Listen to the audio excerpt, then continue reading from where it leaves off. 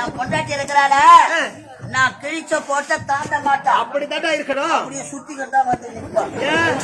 அவ்வளவு ஒரு பயம். உன் மீது பயம். யாருன்னு கூப்பிட்டா போதும். என் பொண்டாட்டி மூத்தம் சொல்ற அவருக்கு சுகர் அதிகமா இருக்குது.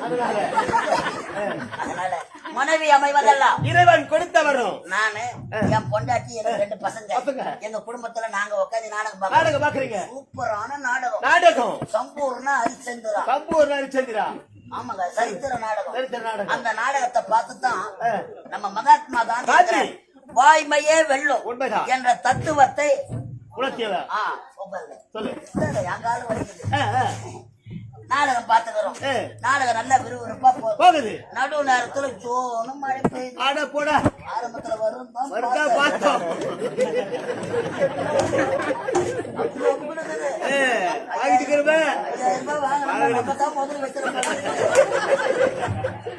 அப்ப நினைக்காதீங்க.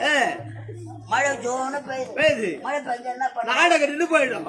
எல்லா ஜனங்களும் எழுது அவங்க வீட்டுக்கு போறாங்க. நாங்க சும்மா இருப்போமா? நீங்க மட்டும் உட்காந்து இருப்பீங்க. நாங்களும் எழுது நாங்களும் எங்க வீட்டுக்கு போறோம். போறீங்க. ஐயா என்னடா திருப்பதியிலே பெரிய வீடு என் வீடு. என்ன ஓயலூர்ல ஒரு 10 வீடு இருக்குமா? ஓயலூர்ல அக்காடா போய் உங்களோட செக் போஸ்ட் ஒரு 20 வீடு இருக்குமா? அதோட பத்து ஒரு 50 வீடு. என் மூத்தத்துல மூக்காதடா மூஞ்சி எழுதுகிறான் பாருங்க. செனக்கு ஒரு சூத்தாண்ட 100 வீடு இருக்குமா?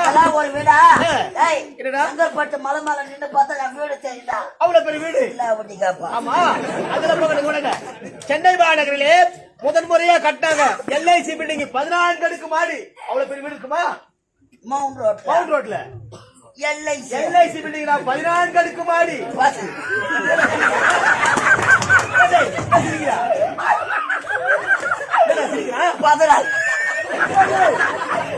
14 அடுக்கு மாடி. ஆமா